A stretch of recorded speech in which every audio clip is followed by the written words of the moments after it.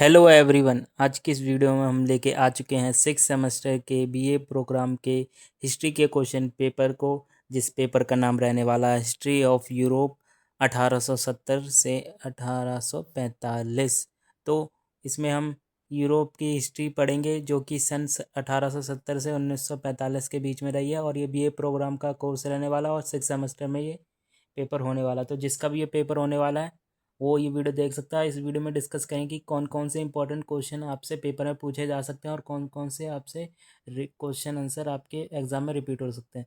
तो सबसे पहले बात करते हैं, ये पेपर आपका रहने वाला है 3 घंटे का। तो जिस पेपर की ड्यूरेशन रहने वाली है, ठीक है, ये आपकी रहने वाली है आपकी 3 घंटे, ठीक है। और जो टोटल मार्क्स हैं वो आपके रहने वाले हैं 90।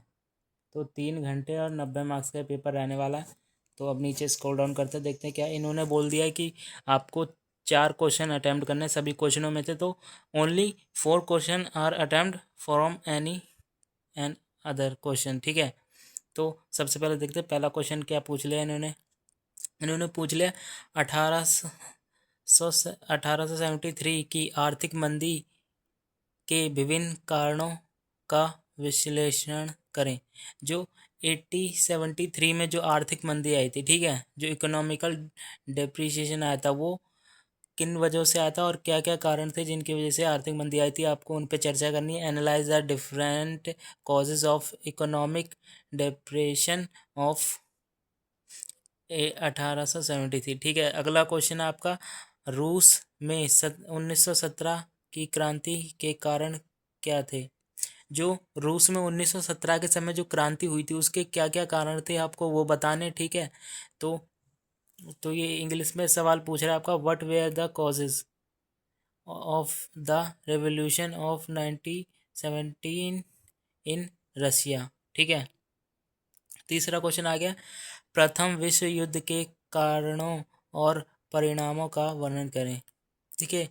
जो प्रथम विश्व युद्ध था वो किन कारणों की वजह से हुआ था और इसके परिणाम क्या रहे थे वो आप सबको बताना है। तो जब प्रथम विश्व युद्ध हुआ था तो वो सिर्फ क्या बोलते हैं, भूख खाने पीने के लिए हुआ था, ठीक है।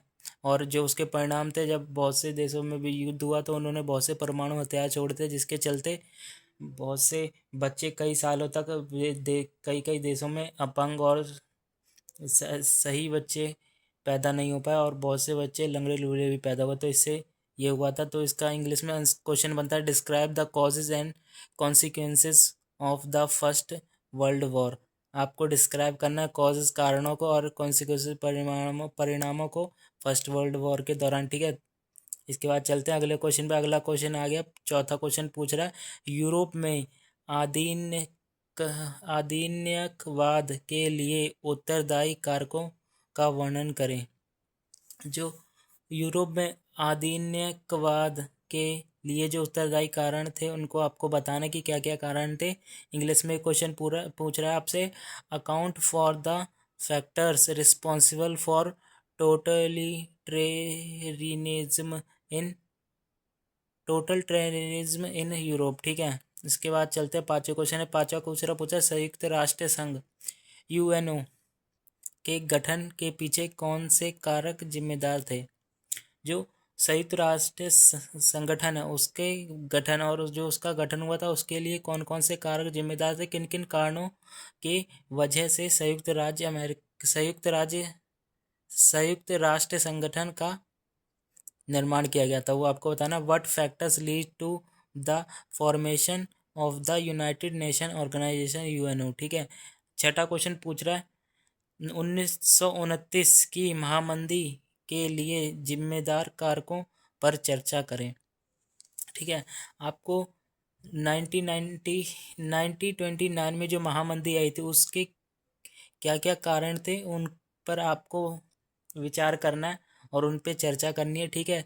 तो आपको सबसे पहले पता होना चाहिए जो मंदी आई थी वो 1929 में आई थी और कहाँ कहाँ आई थी वो उन जगह पता होनी चाहिए और किन कारणों से आई थी वो पता होनी चाहिए।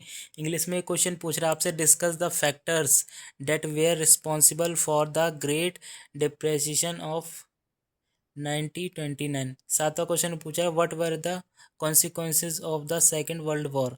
द्वितीय विश्व युद्ध के परिणाम क्या रहे थे। जो दूसरा विश्व युद्ध हुआ था उसके परिणाम के बारे में पूछ रहा है, तो आपको दूसरा और पहला पूरा दूसरा पहला विश्व युद्ध आपको पूरी तरीके से करके जाना है। इन दोनों में से आपसे क्वेश्चन पूछेगा ही पूछेगा पेपर में, तो इसके बारे में ध्यान से पढ़ लेना, ठीक है। अगला क्वेश्चन आता है आठवां क्वेश्चन, शॉर्ट नोट लिखना है कि नहीं दो पे। तो पहला तो आ गया आपका शॉर्ट नोट लिखने के लिए, सेकंड इंडस्ट्रियल रेवोल्यूशन, द्वितीय औद्योगिक क्रांति, ठीक है। जो द्वितीय औद्योगिक क्रांति है उसके बारे में लिखना है आपको। अगला क्वेश्चन देखते हैं कौन सा है, 1905 में रशियन रिवॉल्यूशन, 1905 में रूसी क्रांति के बारे में लिखना है, ठीक है। बाल्कन राष्ट्रवाद, आपको बाल्कन नेशनलिज्म के बारे में लिखना है। और ILO अंतर्राष्ट्रीय श्रम संगठन के बारे में लिखना है, ठीक है। ये कब गठन हुआ था, किसका गठन कब हुआ था और किसने इसका गठन किया था वो बताना, कौन कौन से देश इसमें शामिल है वो बताना आपको। तो ये आपका पूरा पेपर रहने वाला है आपका हिस्ट्री ऑफ यूरोप का 1870 से लेके 1945 तक का। और ये पेपर आपका 6 सेमेस्टर में आने वाला। तो बहुत से क्वेश्चन होते हैं जो ये मैंने कराए हैं, इनमें से ही रिपीट होके आपके क्या पता एग्जाम में आ जाए, या फिर इससे रिलेटेड क्वेश्चन बदल के आपसे पूछ लिया जाए। तो ये पेपर आपका रहने वाला है। कैसी लगी वीडियो कमेंट जरूर, तो वीडियो अच्छी लगी तो चैनल सब्सक्राइब करो, वीडियो लाइक करो। Thank you.